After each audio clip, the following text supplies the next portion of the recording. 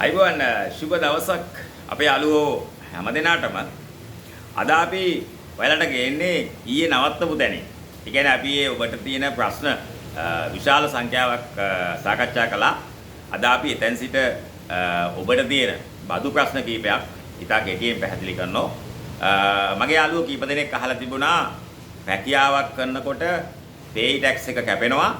ඒ වගේම බැංකුවේ තියෙන සල්ලි වලට withholding tax එක අඩු වෙනවා. එතකොටත් අපි නැවත බදු ගෙවන්න ඕනද කියලා. ඉතා පැහැදිලිව ඕන. ඇයි ඔබේ මාසික ආදායම 1,50,000 ඉක්මවා යනවා නම් වාර්ෂික ආදායම සුද්ධ ආදායම හොඳේ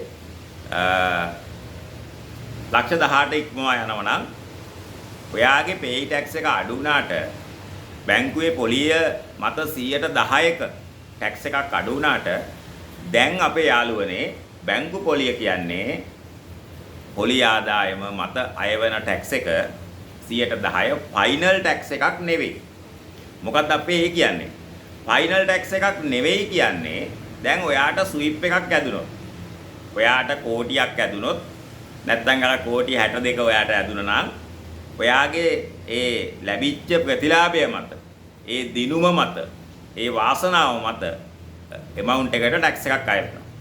එතකොට ඒක අය වුණාට පස්සේ ඒ ආදායම මත නැවත tax වෙන්නේ නැහැ. ඒ කියන්නේ ඒ ආදායම ආපහු මොනම හේතුවක් නිසාවත් ඔයාගේ බදු අයවන ආදායමේ කොටසක් නෙවෙයි.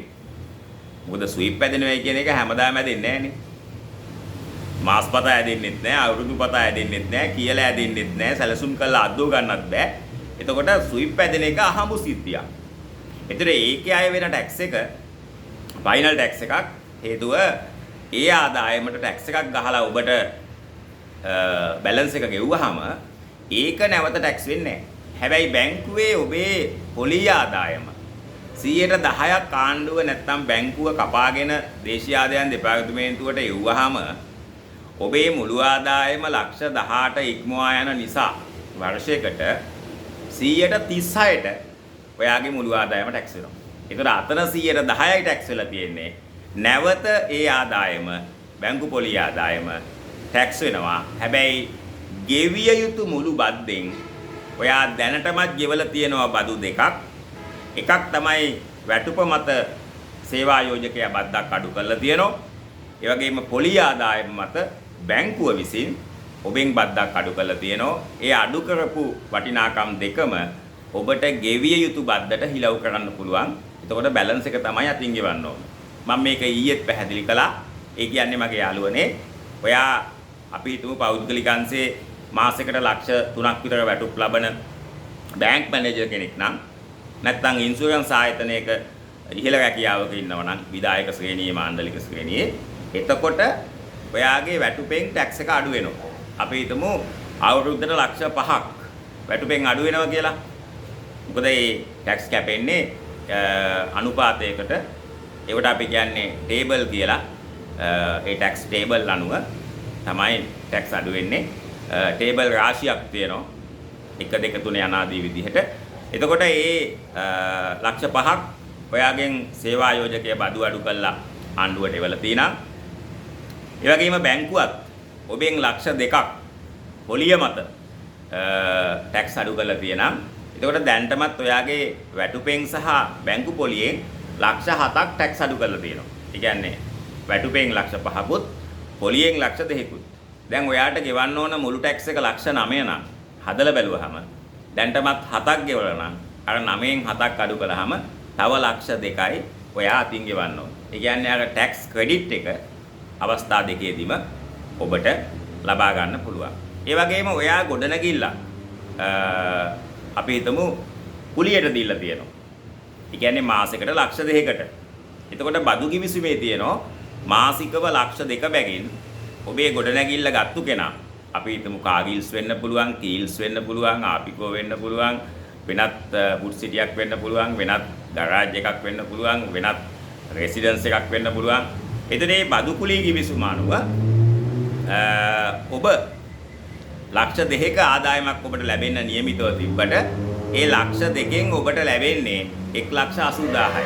හේතුව ඒක බද්දට ගත්තු කෙනා විසින් ගෙවන වෙලාවේ ඔබට බද්ද ගෙවන වෙලාවේ බද්ද කියන්නේ බද්ද නෙවෙයි බදු කුලිය ගෙවන වෙලාවේදී 10%ක් රඳවගෙන ඒ කොටස එවන්න ඕන දේශීය ආදායම් දෙපාර්තමේන්තුවට බද්දක් හැටියට. එතකොට ඔබට ලක්ෂෙට 10%ක් ඒ කියන්නේ 10000ක් ලක්ෂ දෙක නම් රුපියල් 20000ක්. එතකොට ලක්ෂ දෙකෙන් රුපියල් 20000ක් අඩු වෙලා ඔයාගේ අතට ලැබෙන්නේ 1,80,000යි. හැබැයි එතෙන්දිත් ඔබ දැන්ටමත් ඔබේ ආදායමෙන් රුපියල් 20000ක් ආණ්ඩුවට ගෙවපු නිසා ඔයා අවසාන ටැක්ස් හදන වෙලාවේදී ඒ රුපියල් 20000 ටැක්ස් ක්‍රෙඩිට් එකක් හැටියට ඔබට ලබා ගන්න පුළුවන්. ඒ නිසා දැන් ඔය බදු කිවිසුම් අත්සන් කරනකොට ගොඩක් අය මේක දන්න නිසා ලක්ෂයට වඩා අඩුවෙන් දාලා තමයි කිවිසුම අත්සන් කරන්නේ. එහෙම නැත්නම් කිවිසුම් දෙක තුනක් ගහනවා කෑලි කීපයකට. අන්න ඒ වගේ ටැක්ස් වලින් රිංගා යන විදිත් සමහර කට්ටිය අනුගමනය කරනවා. ඉතින් අපි ඒ ගැන මුකුත් කියන්නේ නැහැ. නමුත් ඒ වගේ ක්‍රම මම දන්නවා ප්‍රායෝගික භාවිතයේදී ගොඩක් ටැක්ස් ගැන දැනුවත් කට්ටිය මේ වගේ තැන් වලින් රිංගල යන්න උත්සාහ ගන්නවා.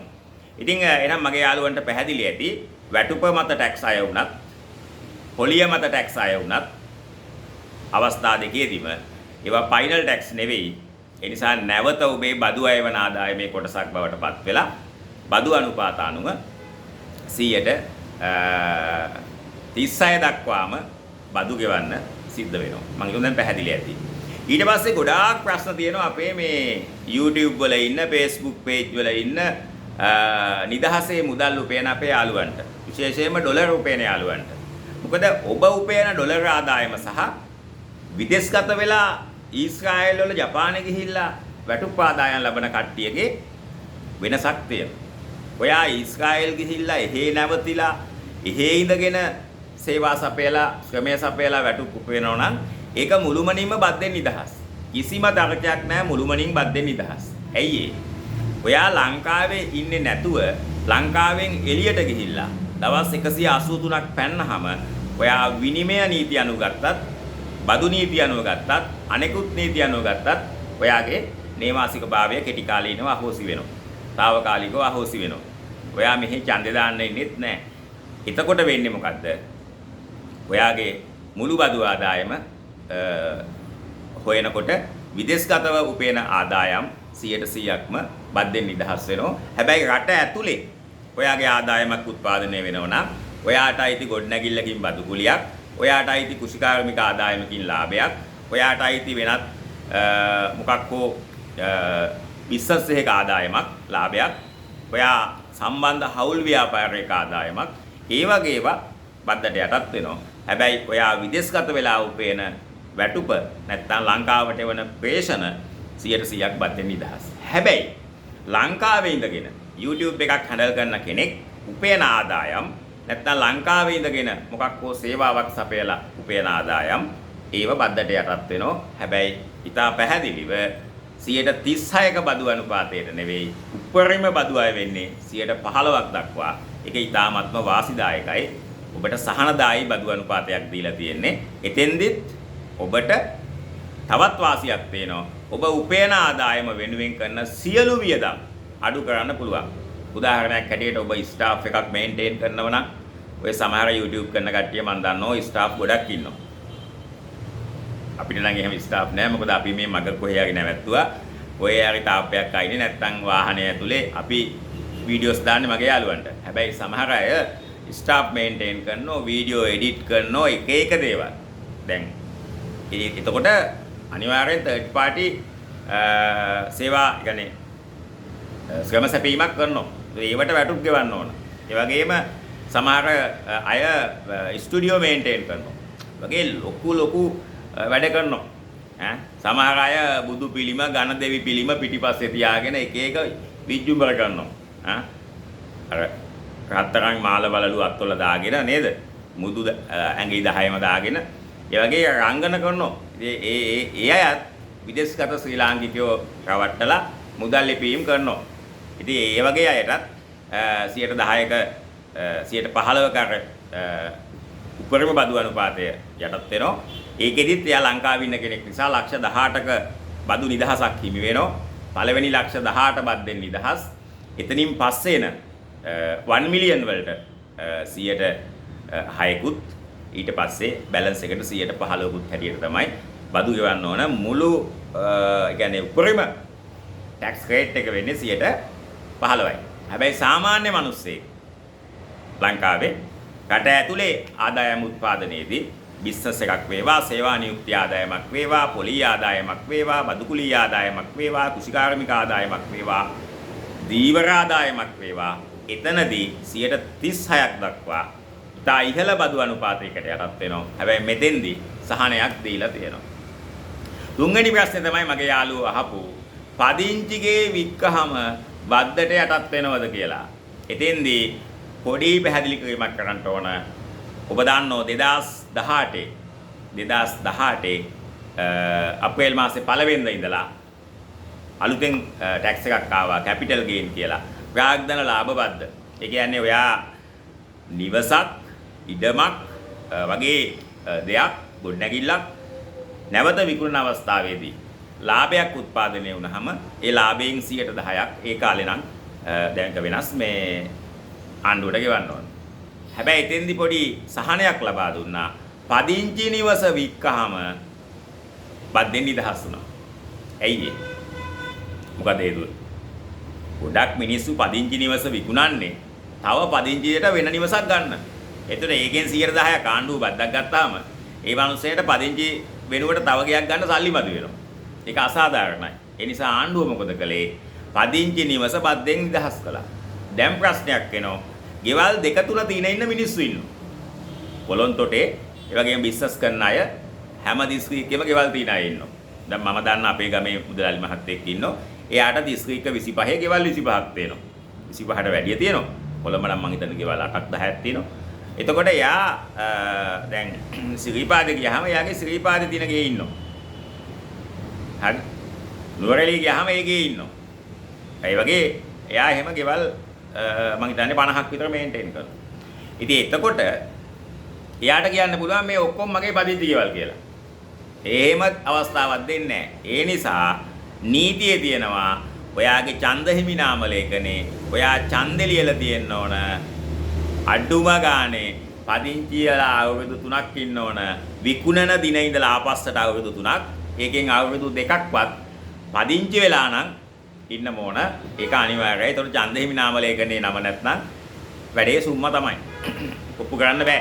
ඒ නිසා මම දන්නවා අපේ යාළුවෝ ගොඩක් ඉන්නෝ පදිංචි නෙළුවේ ඡන්දෙ ලියලා තියෙන ගාල්ලට. ඇයි ඒ? ළමයි ඉස්කෝලේ දාන්න.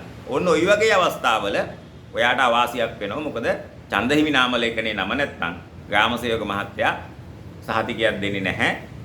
අදාළ වසමේ, අදාළ නිවසේ, අදාළ ගොඩනැගිල්ලේ, අදාළ දීපලේ පදිංචි වෙලා හිටියයි කියලා. එතකොට ඔයාට ප්‍රශ්නයක් එනවා. නමුත් අවංකම ඇත්තම කතාව ග්‍රාම සේවක යාළහමිට අවශ්‍ය නම් දෙන්න පුළුවන් සහතිකයක් නිකුත් කරනකොට తాවකාලික පදිංචිය ඇත කියලා. එහෙමත් දෙන්න පුළුවන්. ඒ කියන්නේ ඡන්ද හිමි නාම ලේඛනේ නම නැහැ. හැබැයි ඇත්තට පදිංචි වෙලා ඉන්නවා. එහෙම දෙන්න පුළුවන්. ඉතින් මේ කොහොම වුණත් එතන මතක තියාගන්න පදිංචි නිවස විකුණනොතින් කැපිටල් ගේන් ටැක්ස් එකක් එන්නේ නැහැ. එතෙන්දී විකුණන දින ඉඳලා ආපස්සට පසුපසට දැන් 2026 අද ජුනි 18 කියලා ගත්තොත් එතෙන් සිට අවුරුදු 3ක් ආපස්සට බලනවා. ඒ කියන්නේ 2023 දක්වා බලලා ඒකේ අවුරුදු 3න් අවුරුදු 2ක්වත් පදිංචි වෙලා ඉන්න ඕනේ. එතකොට බද්දෙන් නිදහස්. පැහැදිලිනේ? එහෙම නැත්නම් අනිවාර්යෙන් ටැක්ස් එක ගෙවන්න ඕන. එතෙන්දී ටැක්ස් ගෙවන ක්‍රමයක් තියෙනවා. ඒක ගණනය කරන්න හැටි ටිකක් පස්සේ මම කියලා දෙන්නම්. දැන්ට මතක තියාගන්න උද්ගත වන්නා වූ ලාභයෙන් 10ක් තමයි මුලින් පනතාවේ.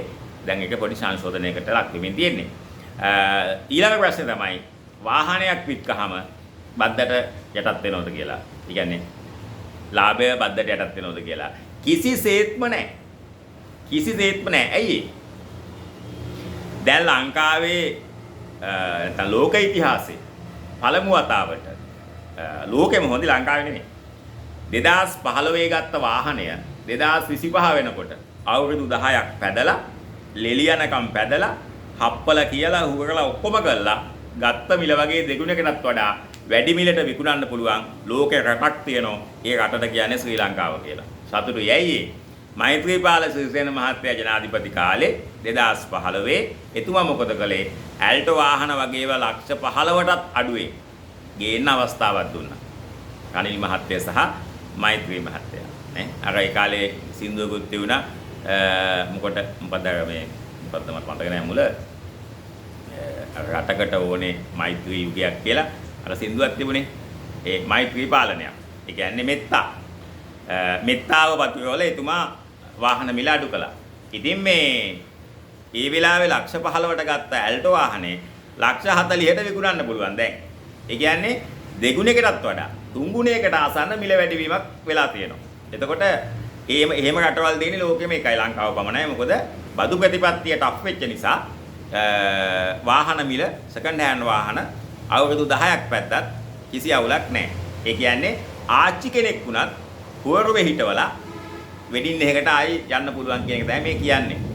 කියන්නේ ආච්චි කෙනෙක් කියන්නේ ටිකක් වැහැරිච්ච කෙනෙක්නේ. හැබැයි ආච්චිටත් ඉල්ලුමක් තියෙනවා. ඒ වගේ තමයි සෙකන්ඩ් හෑන්ඩ්, තර්ඩ් හෑන්ඩ් නැත්නම් 10 ගමනක් විතර අතින් අත ගිහපු වාහනත් ගත් පිළට වඩා වැඩි මිලට විකුණන්න පුළුවන් ලෝකයේ රටක් ඇත එය ශ්‍රී ලංකාවයි. ඉතින් මේ ආර්ථික අර්බුදයත් එක්ක ඩොලර් නැතිවීමත් එක්ක ඇති වෙච්ච තත්ත්වයක්.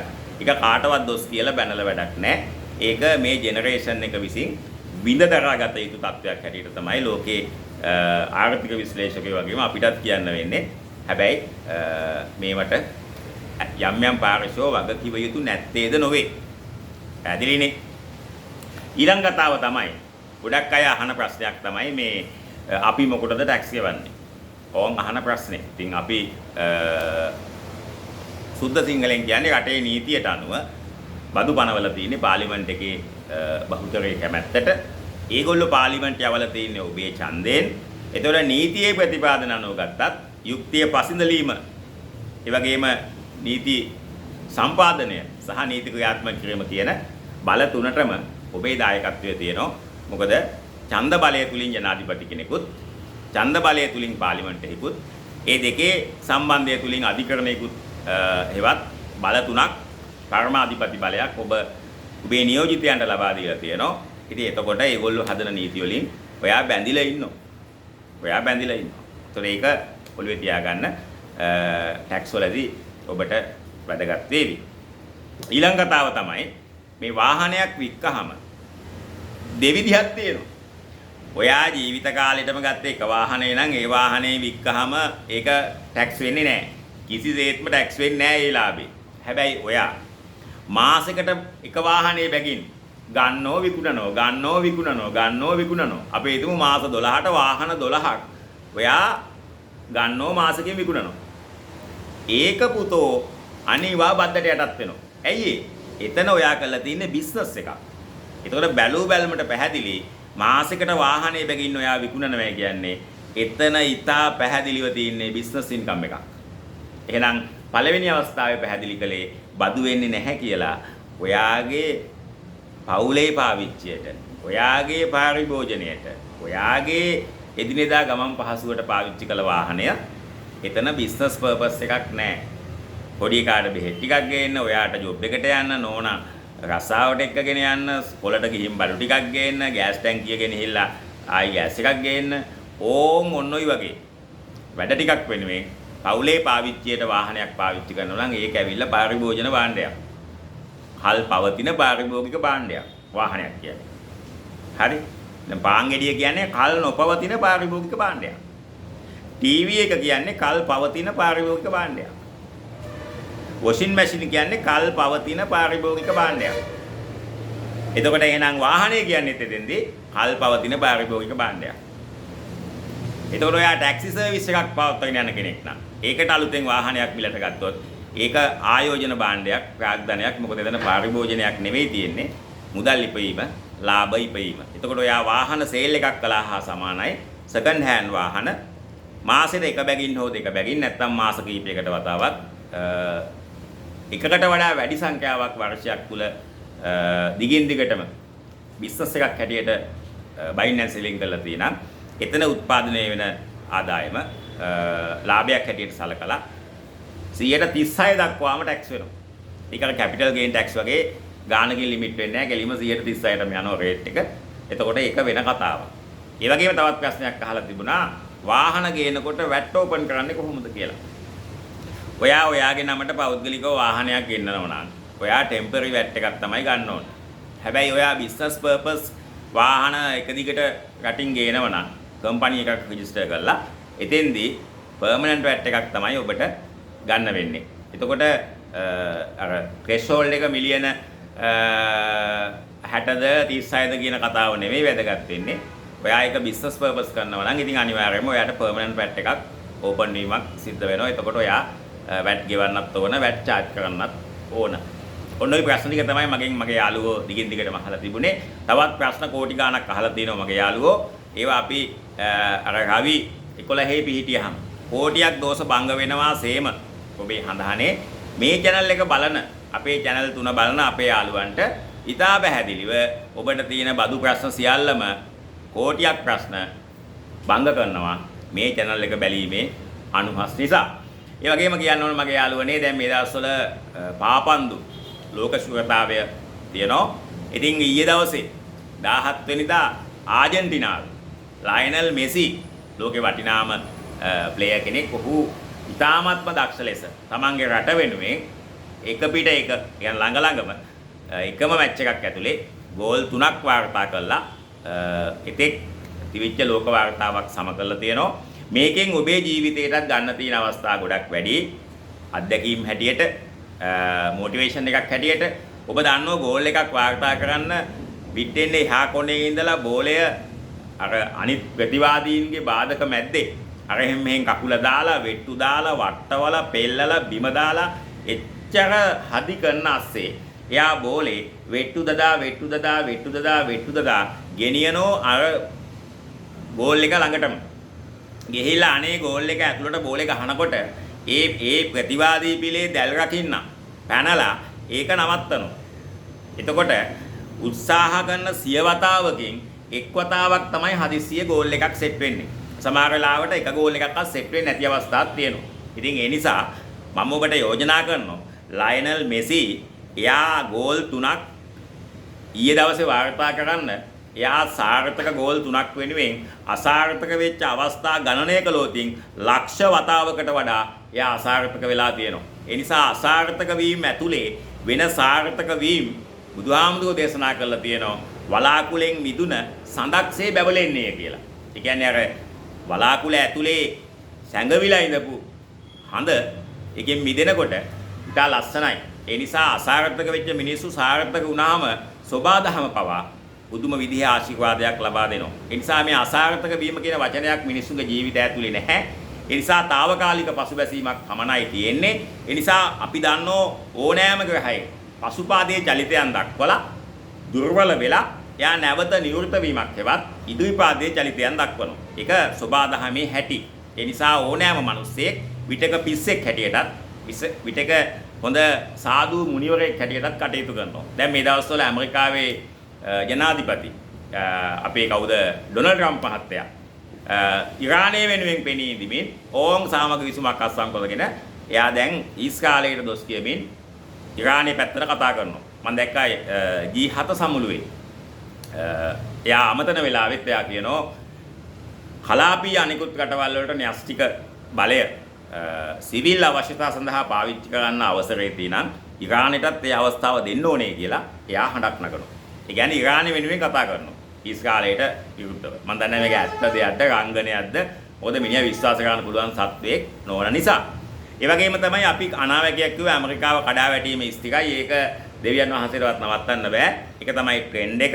ඒ නිසා රුසියාව සහ චීනය ඉතා පැහැදිලිව ඒ සඳහා අවශ්‍ය කරන පසුබිම නිර්මාණය කරමින් ඉන්නෝ තිරය පිටුපස. ඒ නිසා චීනයේ ජින්පින් මහත්තයා කැප්ටන් කූල්. ඒ වගේම පුටින් කියන්නේ ඉතාමත්ම දක්ෂයෙක්.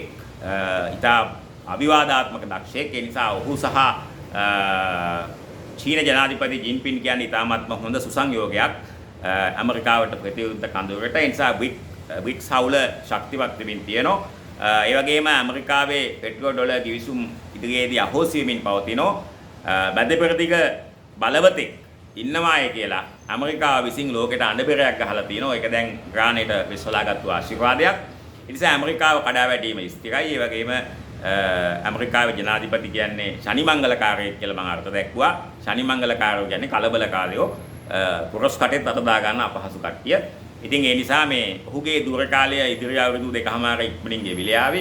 ඒ වගේම මේ යුද්ධෙන් යුද වන්දියක් ගෙවන්නත් ඇමරිකාව එකඟ වෙලා තිනවා ඉරානයට අපි දන්න විදිහට කිවිසුම අනුව. ඒ වගේම දැන්ටත් ඉරානයේ තෙල් ටික විකුණ ගන්න අවස්ථාව ලැබිලා තියෙනවා. ඒ අනුව ගත්තට පස්සේ අර වයස්ගත ආධ්‍යාත්මික නායකයෝ මිය යාම සහ විද්‍යාඥයන් මිය යාම ඇරුණාම අනිකුත් බොහෝ දේවල් නැවත ඉරානයට ගොඩනගා ගන්න පුළුවන් වටපිටාවක් නිර්මාණය වෙලා තියෙනවා. හැබැයි ඇමරිකාවට වියට්නාම් යුද්ධයෙන් පස්සේ හුල්ල කුජීත වෙලා හොම්බ බිම ඇනිලා තමන්ගේ අසල්වැසියා හොඳම